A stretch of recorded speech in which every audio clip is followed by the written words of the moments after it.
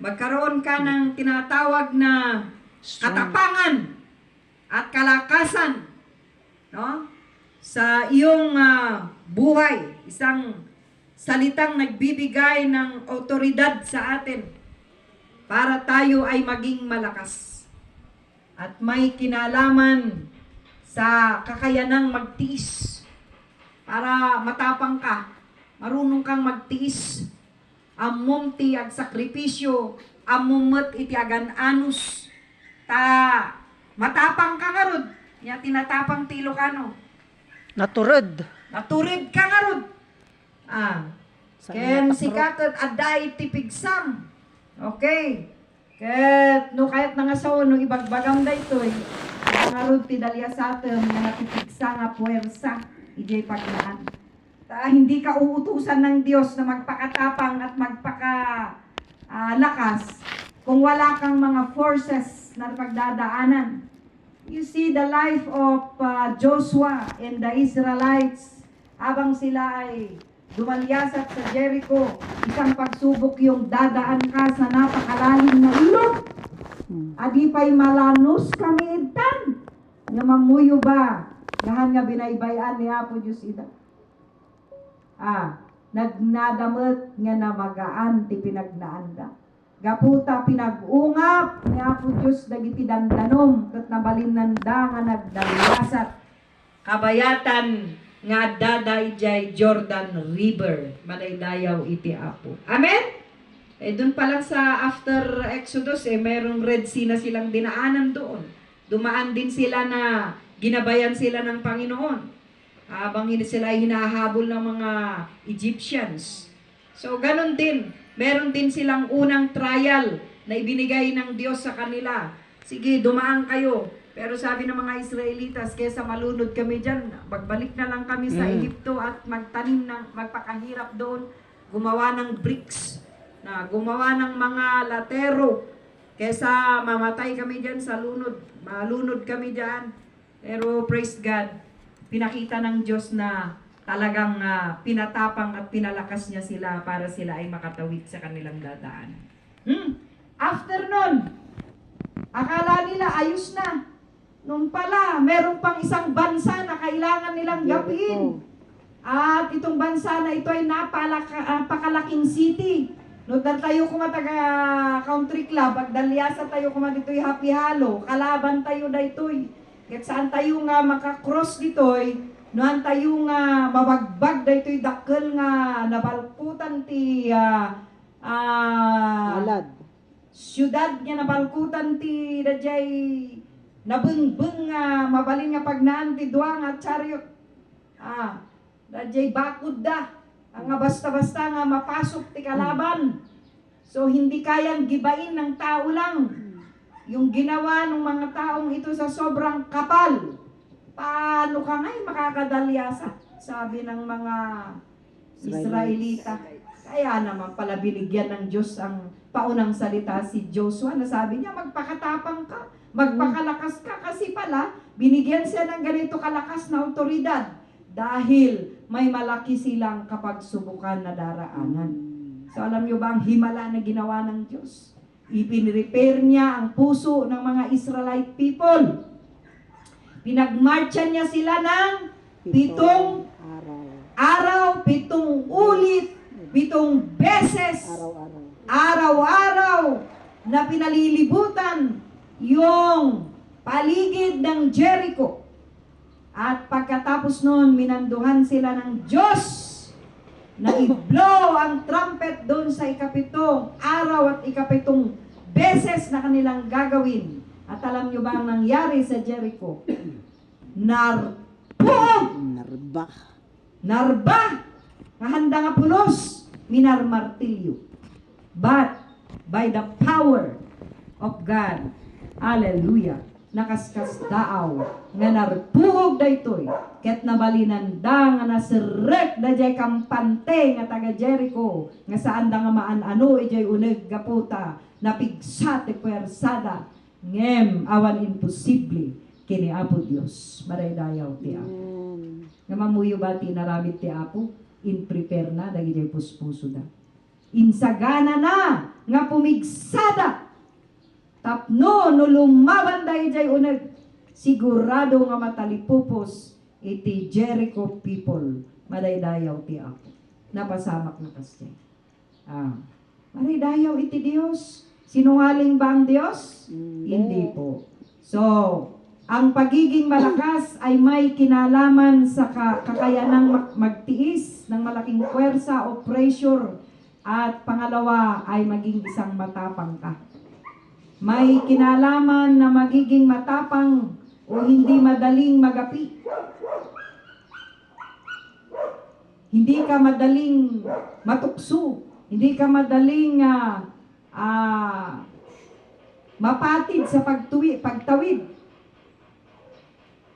Dahito nga sao nga katapangan at kalakasan ay ginagamit ng isang tao para maging isang malakas sa pagharap ng mga bagay na daraanan niya anumang kapahamakan sa buhay. So, kumusta tayo matngay? Adun ba ti Jericho nga nagnaan tayo? Adu ba ti Jordan River nga dinalyasat tayo, tibiyag tayo nga na espirituan. While nga datayo ti journey nga mapan ijay promised land. Ijay biyag nga agnanayon. When no adan ti makaibagbaga nga usto nagsarde nga kon. May sayang amo nga makita jay biyag nga agnanayon. Isut gapo na lang dayta no apay nga tayo agsimsimba. Agdaydayaw ag fellowship ko na ni pastora jay Sunday school. Gapo ija in karini Apo Diyos nga numatay ka, adabiyag mo ang agnanayon. Haka nga mapan ija impierno, iso nga ay aywanam ti pammatim. Ikagumaam, uray adu ti dalya sa atin, nga adu nga rigat ti panagbiag, saan mo ang aliplipatan? Nga ni Apo Diyos isuti kadwam, madaydayaw ti Apo, maging malakas ka at matapang. Amen! Pangalaang tipigsa, isurod na tayo ni Apo Diyos. Through Christ, kunana, ada itipigsa. Inikanak itipigsa, babaen kini Kristo. Amo nga minanga kitan jay pigsam, ta maibus day ta. Kitam lagi jay taga Jericho. Ay, taga Israelites, hindi napanda dumalyasat jay Jericho. Hamang nga jay pigsada tinausap. Jay pigsada ba? Minartilyo da ba jay bakod? Haan? Ngem dinaydayaw da ni Apo Diyos 7 times a day 7 days in 1 week narpug da jay babaan ta insagana da ti puso da kita da ni Apo Diyos nga isut makatulong kadakwada tapno marpug da jay dakkel nga ano ba yun? Day kasi padir nga nagbabaetan da between them and the Jericho people, madaydayaw iti Apo. Hallelujah. So ano adamot iti daldalya satem iti panagbiag mo. Nga kaslahan mo kaya nga lasaten, gapot ka adot utang mo kas kanya. Narigat. Kumit ti utang. Nakapanghihina ng tuhod. Dahil every time nga sumangpet ti kwartag derdiritso ijay bayadam nga bangko. Keturela. Agkulipas-pas ti laslasag mo no makita nga man gayom na bati jay bulsamon. Taado pa iti project ni AC na mabayadan. Ngem magyaman tayo kini Apo Dios. No dagiti amin nga dalya saten ti panagbiag ayaten nga kakabsat kitkitaan tayo nga ni Apo Dios through our Lord Jesus Christ. Isut pigsa tayo makaya tayo dagiti amin nga banbanag madaydayaw iti Apo. Amen! Amen. When. Ibagbagak da ito'y tagpay so da ito. No, kikitaan ti bagim. Iso na jay ma-depress ka. Brother JR. Kung may depression, malulungkot ka na, hindi mo naiintindihan, bakit nakakaramdam ka ng lungkot na ganun na lamang. Parang nanghihina ka, parang ayaw mo nang tumayo. Pero pag tiningnan mong si Kristo ang iyong kalakasan, hindi yung sarili mong lakas. Mas daaw kanto no kas ano tipigsa maka malasatam dagiti amin. Gaputa inalaw mo nga ni Kristo isut mang papigsaken ka. Isut amin nga pigsam malaydayaw iti Apo. Amen. Gasanong ngarod nga makita nga ni Apo Dios ti pigsam. Mga kaati sa una hala nga ni Kristo ti pigsak Padim basaan day sa una so ano yo usaran nga ni Apo Jesus nga mang papigsa ijay nako mo. Ilang madi dagiti promises ni Apo Dios ijay Biblia man nya bati promises ni Apo Dios may pay dito bakbaklayet nga do nga rigrigat. You read the word of God. Ket dayta usaren ni Kristo nga mang papigsa kadagiti laslasag mo. Tapno kitaom isuna. Mulagaton dayta matam nga mangkita nga ni Apo Dios awan imposible kanya na madaydayaw iti Apo. Ket makitam naisingsingayan ti pigsa nga mariknam. Ken mariknam meten nga tumatapang ka. Madaydayaw iti Dios. Yung katapangan mo hindi nanggagaling sa kayabangan na tapang, pero nanggagaling sa katapangan ng Panginoong Jesus through His Holy Spirit na nandyan lagi sa iyo. Madaydayaw iti Apo. Amen? Bersikuloan tayo. First Chronica 28:20. Ay sinabi rin ni David kay Solomon na kanyang anak, magpakalakas ka, hindi lang kay hindi lang kay Joshua, maging kay David. Sabi niya, anak, magpakalakas ka at magpakatapang at gawin mo ang gawain. Huwag kang matakot o masiraan ng loob. Ang nga uso ti depression ti Kristyanismo. Anong dinggak man nga dadagiti ang people. Iso nga, mayaw, gaw-gaw at kayo may sursurot sa uni Apo Diyos. Tapno ko mga nagita karirik nayo. Feelings yu ti manmanaig. Nudikit je sa uko man ni Apo Diyos. Darasem ngagbasa ti sa uti Apo no makarik na ka ti usaron ti kabusor nga kasjay. O ituloy tayo kunana. Huwag kang matakot o masiraan ng loob. O hindi biblikal ang pagkakasira ng loob. Ang gusto ng Diyos, maging matapang ka. Maging malakas ka. Huwag kang matakot, huwag kang masiraan ng loob. Sapagkat ang Panginoong mong Diyos, ang aking Diyos, ay sumasa iyo. Hindi kanya pababayaan hanggang sa matapos ang lahat ng gawain para sa paglilingkod mo sa templo ng Diyos. Una ni Apo Diyos kini David. Kati sumot na itati ibagbaganakin ka, ingana ita. Anya aya dagita nga rigrigat nga sang sangwam. Ngahan nga kaya iti na Kristyanuan na biyag mo no ni Kristo isu ti alaeng nga pigsam iti nagdaw-andaw. Anay dayaw iti Apo, amen?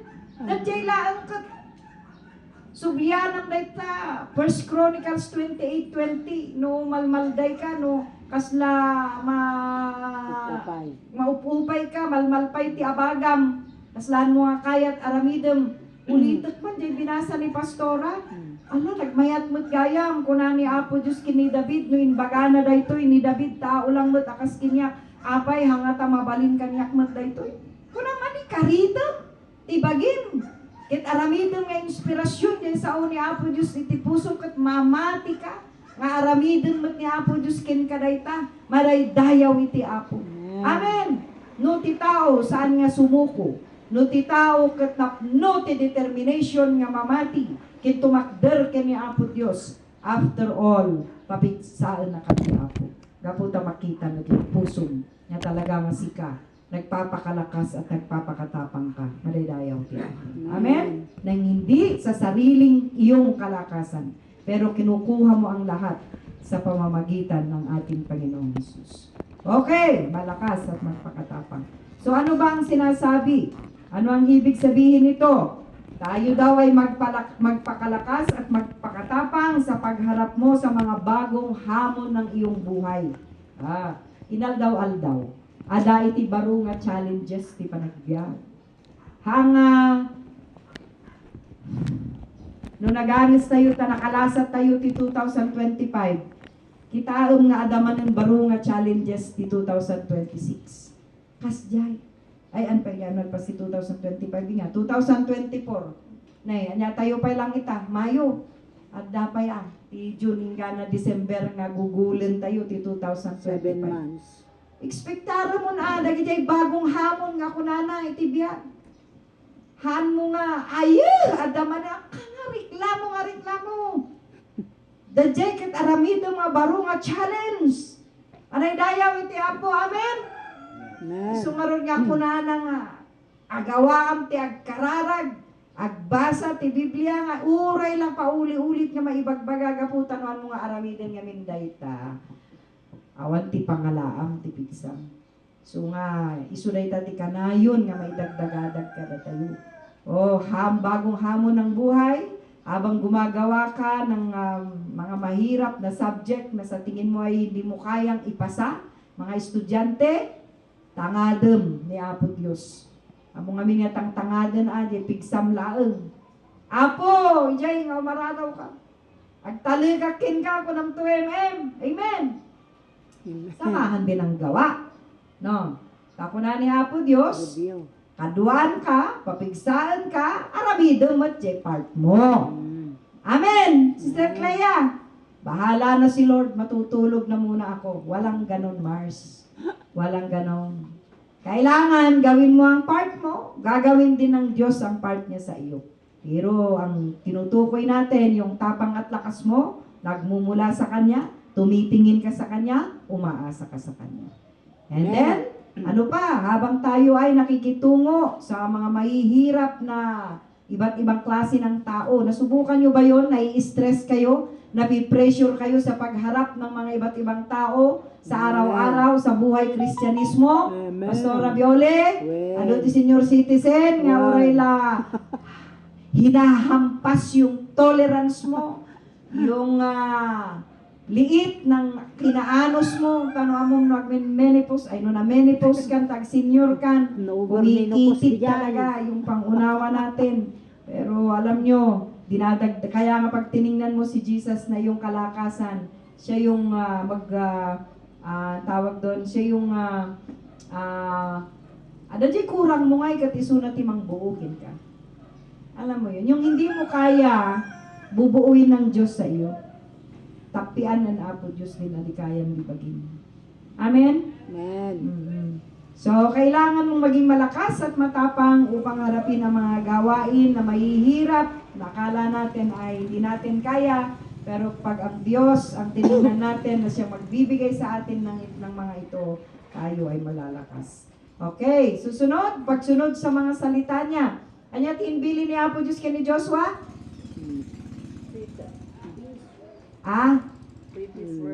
Yes, diliin mo ang aking salita at sundin ito sa araw at gabi. Yan. Meditate. Iso nga mo yo, nagiti Israel people, ala nilipatan da ito. Ala, ingana mo't itan. Talaga nga, jay kuran na ba, saan da. Jay Muslim people Yung no na Kristiyano tayo kumatammo tayo, bagbaga tayo nga pudno, mamati tayo kini Apo Jesus. Antay yung aliliwayan ti sa uti Apo. Sapagkat ibinigay ni Joshua, ng Diyos kay Joshua ang susi ng pag-unlad o tagumpay ng kanyang bagong tungkulin. Ang susi na ibinigay ng Diyos sa kanya ay ang pagsunod sa salita ng Diyos. At mahigpit na pagsunod dito at pagninilay-nilay sa lahat ng oras. Araw man o gabi. So ang Diyos ay nagbigay ng pangako kay Joshua na kung siya ay magiging masunurin sa mga salita ng Diyos, ang tagumpay ay susunod sa kanya saan man sila pumunta. Nakita nyo ba nga, binasa yun Joshua? Nangyari naman sa kanila yun, di ba? Pero may mga bagay din na hindi nangyari. Dahil sila ay 69 times doon sa Book of Judges na tumalikod sa Diyos. Reklamo. Di lang sila murmur. Pero sila ay tumalikod, sumamba sila sa Diyos-Diyosan. 69 times yan, Book of Judges. Nadakad yung Judges. Paulit-ulit na nilapastangan nila yung kautusan ng Diyos. Nagpakatotoo na lang sila doon sa Book of Malakay. Ag-end ng tibiyag ti kwan. So diyan, nagpakatotoo na sila nung hinayaan ng Diyos na magapi sila sa exile, ma-captivate sila ng Babylonian Empire at ng Persian Empire. Pinahirapan sila doon for 70 years and for how many years doon? Ano? Pero ang Diyos, nung mga Israelita, nakita nila na nagkasala sila, saka pa lang sila nagpakatotoo. Pero nung andun sila, ilang beses silang pinarusahan dahil sa katigasan ng kanilang ulo. Ano ang dahilan? Hindi sila sumunod. Pasaway sila. Hindi nila dinidili ang salita ng Diyos. Hindi nila sinunod yung mga salita ng Panginoon. Batingaw ang kanilang mga kalooban. Batingaw ang kanilang mga lapayag. Dengdenggen damat. Yung awan ti application itibiyag. Sumsum. Kita tayo tibiyag ni Josue nga naging masuno rin sa Diyos. Kahit na tinukso siya ng asawa ng kanyang Panginoon, si Potiphar, Genesis, hindi siya natukso. Kasi hindi niya nilalyuan yung mga bilin sa kanya ng kanyang ama na si Jacob. Si Daniel at ang kanyang mga kaibigan ay naging masuno rin din sa Diyos. At naging matagumpay din siya. Sumunod kasi sila sa pinag-uutos ng Panginoon sa kanila. Si Jesus ay masuno rin din sa kanyang ama. At nagtagumpay din siya at sumunod sa kanyang ama. Kaya hanggang sa may pako siya sa cross, hindi siya nagreklamo. O hindi nga ba hanggang sa resurrection, tinaglay niya ang katagumpayan para tayo ay maligtas. Glory to God. Amen. Amen? Amen. So, sa ating buhay bilang Kristiyano, gaano tayo patotoo sa salita ng Diyos na naririnig at nababasa natin? Pag ninilay-nilay, pag kanayon ko mababasa ito pag self-realization, Reflection. praise God. Hindi ko na yung sasagutin. Ikaw lang makakasagot niyan sa buhay mo. Paano mo ina-apply ang salita ng Diyos sa buhay? Okay? So, nasa iyo na yan. Para maging matagumpay ka, ang bilin ng Diyos, huwag kang hihiwalay sa salita ng Panginoon. Ano man ang gusto mo sa buhay, ano man ang gusto mong marating, bata ka pa ngayon, may gusto kang marating sa buhay, gusto mong maging successful sa kanumang bagay, para ikaw ay maging matagumpay. Ito ang tatandaan mo, mga anak, mga kapatid. Huwag na huwag mong kakalimutan sumunod sa utos ng Panginoon sa iyo, sa mga salita ng Panginoon sa iyo. Amen po ba? Amen. Huwag mong kakalimutan, sapagkat ito ang maglilid sa iyo para ikaw ay maging matagumpay. Hallelujah. Thank you, Lord. Ang pagiging maunawain at pagsunod sa salita ng Diyos ay maaaring hindi man ito kagyat na nangyayari sa iyo. Pero tandaan mo, sa buhay, kapag ang Diyos ang inuna at sinunod natin, magtiwala lang tayo sa pwedeng gawin ng Diyos sa ating buhay, magtatagumpay tayo. Huwag na huwag mong kakalimutan ang salita ng Diyos sa puso. Hallelujah. Amen? Maaari ngayon, estudyante ka pa lang, hindi ko na alam maging gaano ka ka-successful sa mga susunod na panahon. Pero sana wag mong kakalimutan ang salita ng Diyos sa buhay mo at sa puso. Amen. Glory to His name. Hallelujah.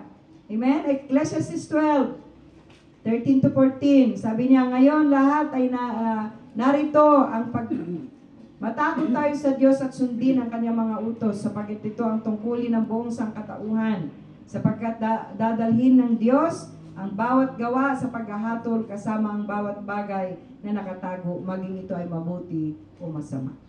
Amen? So dito sa mundo, habang tayo nasa journey ng buhay, magpakatapang, magpakalakas, sumunod sa utos ng ating Panginoon para tayo ay maging matagumpay. At sana, wag nating kakalimutan, hallelujah, na dahil ang Diyos ay nasa sa atin, makakaya natin ang lahat sa ating mga buhay. Dili-diliin natin, basahin natin ang salita ng Diyos, manalangin tayo, hanapin natin ang ating buhay at ilapat sa salita niya at sa kalooban niya.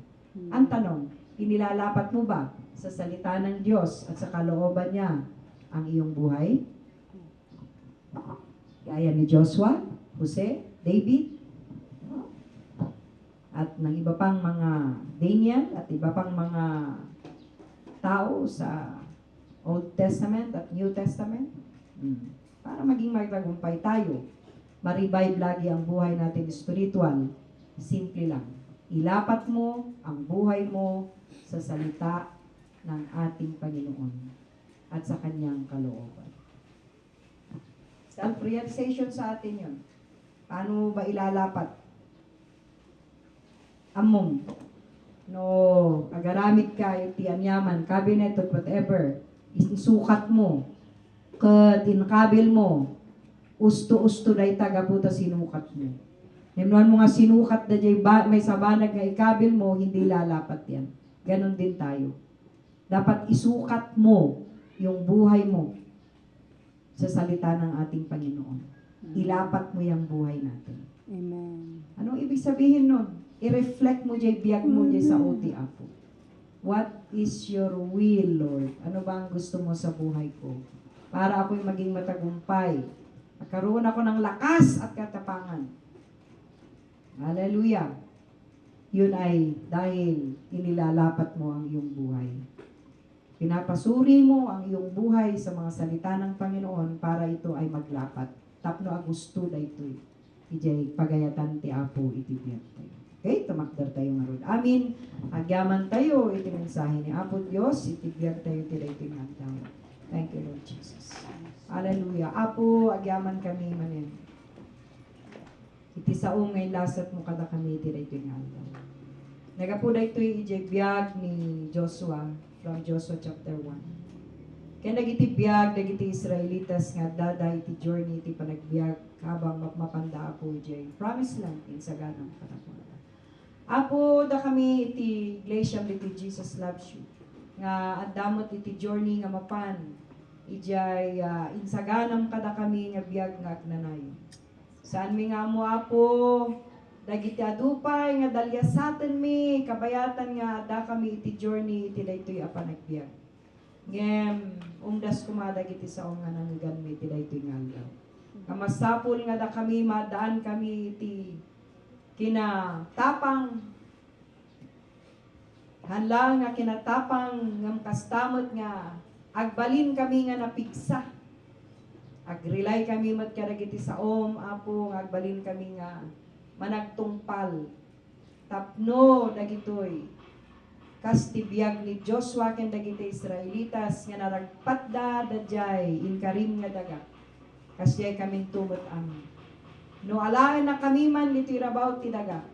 Nakasagana kami Apo gaputa sikati sinursurot ni. Gaputa ti saom sinurot ni kadagiti bibiyag. Yaman kami Apo Dios ket tulungan na kami man. Tapno jay pagkapkapuyan mi isu kumat mapapigsa iti biyag mi. Dajay pagkurkurangan mi, pagbasbasulan mi ket ma-realize mi tapno saan min nga ulitin. Dagijay Apo nga kinakapoy wenno pagkurkurangan mi ti sangwanam ngem mapapabaro ka di Apo tinaldaw-aldaw. Babaen ka dagiti sasaongan mi at adalen. Magkaroon ng changes every day iti biyag mi. Dagiti pananaw mikin ka, dagiti panagtaltalet mikin ka. Nganong maminsan ket daldalal agsalsala no umay dagiti dadakkel a daluyon ti panagbiag. Ngem Apo firm kumada itoy iti puspuso mi. Gaputa impalagipan na kami ti daytoy nga aldaw. Agbalinda kumaapo nga napigsa. Balinda Apo nga mabaliwanen. Gaputa sika Apo impalagip mo kada kami dagitoy nga sasaom iti daytoy nga biag. Ket no may man dagiti pagsubok ti biag, no may man dagiti adu nga rigrigat ti panagserbi, no adu man dagiti rivers nga dalyasaten mi Apo. Sila iti panagdaldalyasat da Apo ijay Jordan River, ijay Red Sea. Ngem Apo, inpakitam kada kami nga saan mo ida nga binaybayan. Gaputa kinuyog mo ida, insurom tiwagas nga ramiden da. Apo, mamati kami, haang kami nga agbuten. Nga sumango iti adupay nga tawen ti panagbiag mi. Gaputa, mamati kami nga da kami, kaduaan na kami. Mamati kami nga sikati kumuyog kada kami iti bawat hakbang ti saksa kami nga makipag-journey iti daytoy nga biag. Yaman dagiti planong iti biag mi, ubing kami man ita, agtutubo kami ita. Nataengan kami, anyapay dagiti sumagmamano nga tawen mi iti biag. Tulungan na kami Apo. Tultuloy mo nga papigsaan ti tumtumeng mi. Tapno Apo, maadaan kami tinaan-anay nga pigsa. Naan-anay, Apo Diyos nga, pamatalged, kadagiti pamati mi Apo. Tapno agtultuloy kami Apo Diyos, ket saan kami nga agsadal. Gana nga maragpatan mi daytoy abiyag, iti kaadami iti daytoy pansamantala nga lubong ayan mi iti rabaw ti daga. Yaman kami Apo Dios kadagiti saom, ti espiritu nga nakikadda iti nagtetengaan mi ket ma-challenge kami kumaapo kadagiti nga saom. Tapno kumita kami Apo akan kanayon ti saom, saan mi met nga malipatan, tadaytoy ti dakkel nga mapa tapno makita mi iti ususto nga dalan iti daytoy biag ti panpanag nami iti rabaw ti daga. Bendisyonan mo ti si bubukal Apo nga iglesia, manipod ka dagiti ubing mi, agtutubo, ken dagiti nga nataengan, kaya tagtultuloy kami Apo, nga inaldaw nga revival ka dagiti sasao. Kaya tagyaman kami mo ti fellowship, nga naisuro kada kami ti daytoy nga aldaw, importante launay daytay ti biag mi, tapno mapapudot kami akan kanayon. Hallelujah. Iti panagserbi mi ken ka. Yaman kami ket amin dagitoy, bendisyonan na kami ngaron amin. Agraman dagiti saan nga nakaumay nga kakapsat sa dinuman ti ayanda Apo danunong ida. Bendisyonan ida, kumit mi amin dagitoy tinaga ni Apo Jesus. Amen. Okay, God bless everyone. Ni Apo Dios. Bendisyonan na tayo amin kantaan tayo dekoro ako nana. Oh, I love you with the love of the Lord. So, tuloy tayo nga dalin dagiti books nga dadalin tayo dati tinapay nita tayo tuloy tayo nga dalin iti sa okay.